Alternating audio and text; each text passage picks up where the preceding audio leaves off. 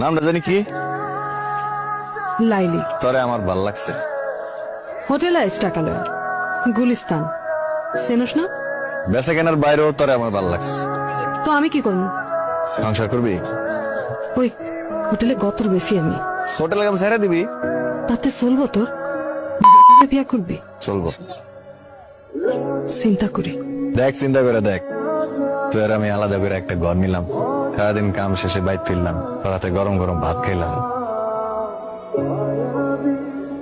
সংসার করবি?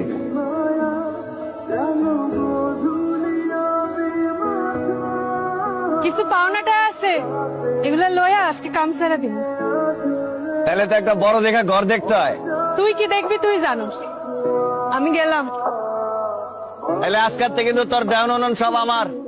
আজকাতে না কালকাতে।